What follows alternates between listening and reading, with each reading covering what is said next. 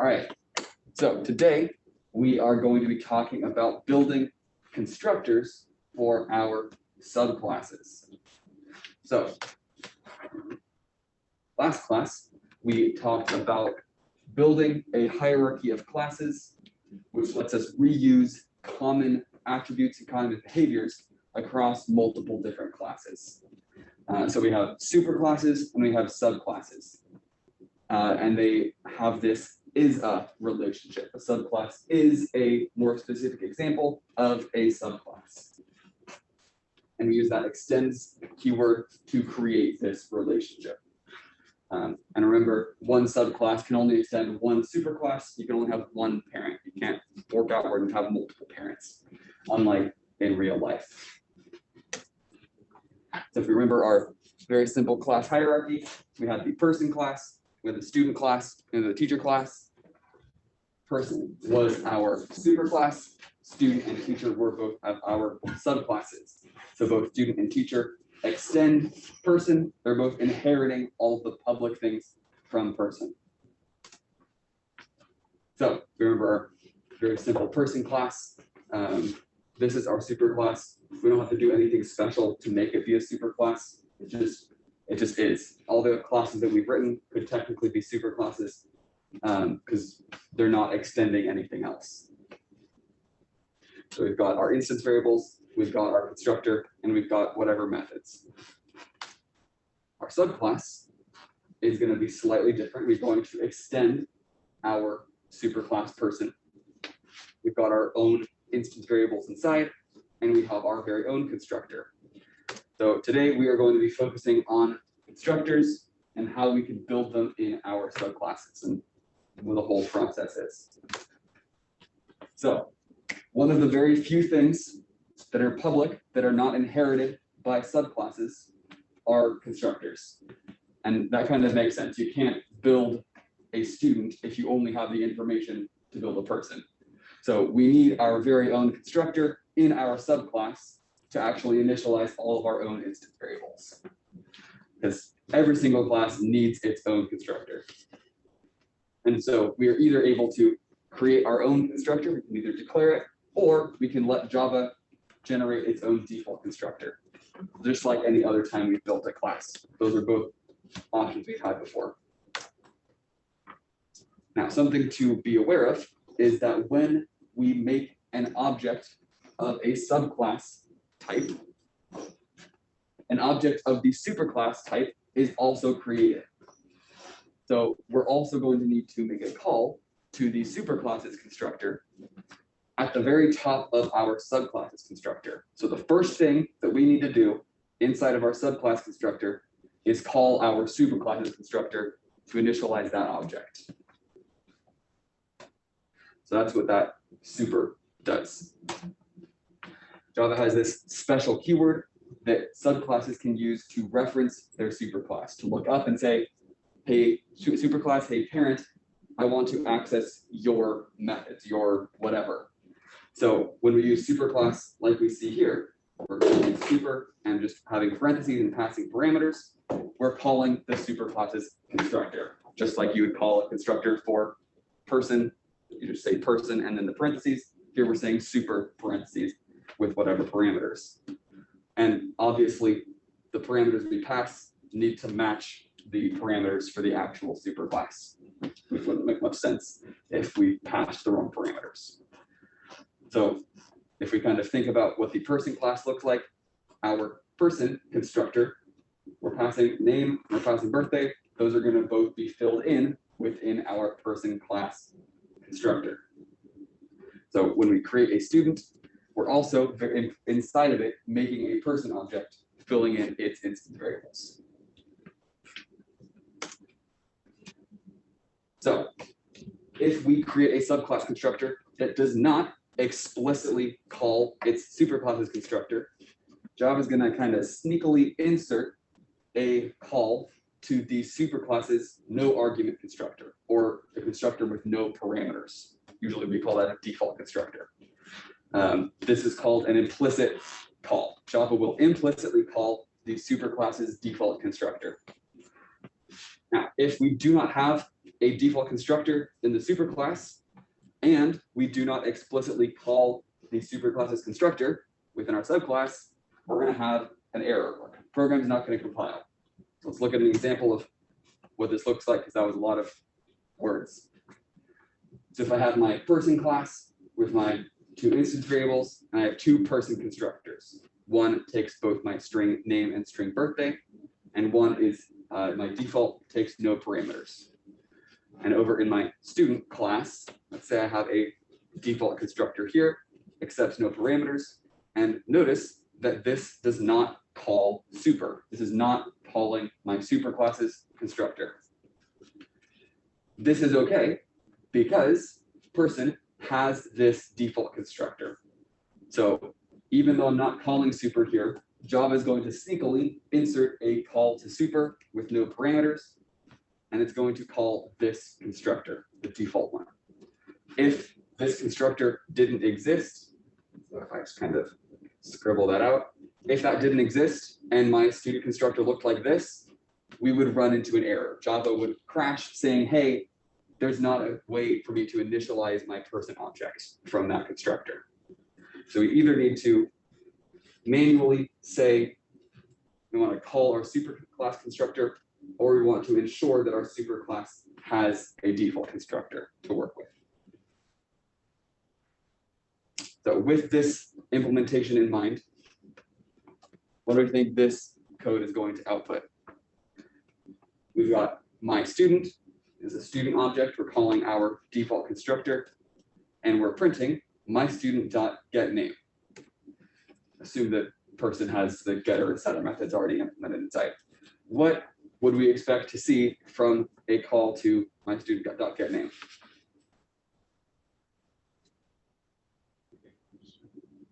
Name of the student.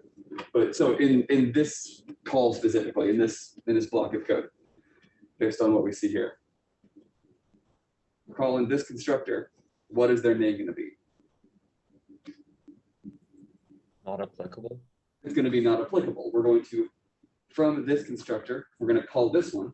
Their name will be initialized to NA, not applicable. So when we print it, we're going to get NA. And when we get our GPA, that was initialized in here. So we will just get that 4.0, print out that 4.0. Our default student doesn't have a name, and they start with a 4.0. Does that make sense? Cool. Okay. Now, usually our subclasses are going to need to pass parameters to their superclasses constructors. They don't always need to receive the values that they're passing to their own constructors. Let's say I have a shape class, which has a number of sides. Different shapes have different numbers of sides. That makes sense. So a constructor takes that number of sides as a parameter, boom. And let's say we have our rectangle class that is extending shape. We've got the width and the height of the rectangle, and our public rectangle constructor is just getting the width and the height. We're not trying to retrieve the number of sides because that's just kind of a known quality. Rectangles always have 4 sides. So we're going to call our superclass constructor. We're going to call super, and we're just going to pass a value. We're going to pass the number 4 here because rectangles always have 4 sides. That's not information that my rectangle constructor needs to receive to pass upward. So we can totally do this within our own classes. If we have a specific name for a student that we want to create, we can not accept that as in our constructor and just pass that as a value, for example. So there's that. Now, when we have a chain of classes extending one another, we have inheritance after inheritance, we need to make sure that all of our constructors get called all the way down the chain. So if we have our person class, and then we have the student class extending person, within my student constructor, I need to call my superclasses constructor. I need to call super. So that's going to call my person constructor. within, let's say I have a high school student that extends the student class. My high school student, it doesn't line up. What the heck? It looked fine yesterday. Anyway, my high school student constructor is going to be getting it's going to be calling its superclasses constructor. So within our high school student, we're going to call our student constructor. Within student, we're going to call our person constructor. Yes. So if super is a reference to like the class above in the hierarchy, could you just make a direct, out of curiosity, could you make a direct reference to that constructor instead of saying super? So like, for example, let's just say high school student, Yeah. the super refers to Student. Yeah, could you just call student with the parameters? Probably, but I think that the benefit of using super is that it's tying directly to the direct object that like we're tied to, because we're inheriting from this other object. So if we just create a student or call the student constructor, I don't think we have that implicit tie. It's not going to initialize our parent object's instance variable. It's going to make a separate one. I think that's how I understand it. So using super fills in our own parents' things specifically. And one other thing to be aware of while we're doing inheritance chaining is super can only go up one level. So if I call super from my high school student, I can only reference my student class. And if I call it from student, I can only reference the person class. I can't, from high school student, jump up 2 levels and reference person. Yes? Do like super? No, so you can't do super. Java does not allow multiple levels of jumping up inheritance. You can only jump up 1 level at a time. So if I needed to do something about something within the student class from high school student, I would need to do that thing from student, calling it up into my person class, and then call that from high school student. I would need to go jump up the chain of inheritance 1 step at a time. We can't do jumps over a step.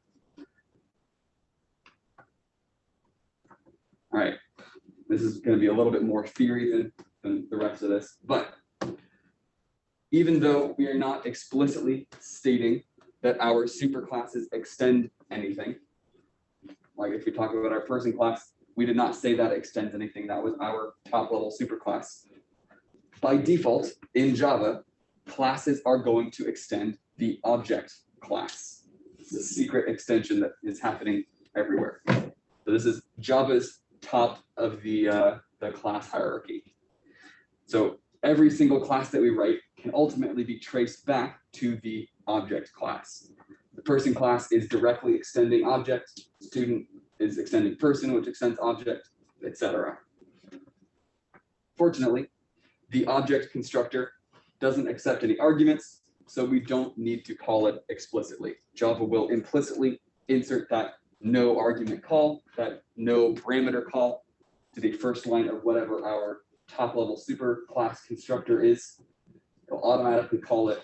We don't have to worry about this. So this is kind of like autoboxing and unboxing. This is just information about behind the scenes how Java is working. So like we just said, every subclass that we implement is either going to explicitly or implicitly call its superclasses constructor. And this process is going to continue all the way up the hierarchy until we call our object constructor. So when I create, no, go back. Okay. When I create an object of the high school student class, the first thing we do is call the student class constructor. The first thing we do in the student class constructor is call the person class constructor. The first thing that happens there is we call the object class constructor. Then, since that's the very top level, the stuff inside of the object class constructor runs, it initializes any of its instance variables, and we fall back down into the person class. We finish anything in that constructor, and then we fall back down into the student class, finishing anything in their constructor, And then we finalize all of the instance variables in our high school student class. So we jump up the hierarchy and then fall back down step by step until everything has been initialized.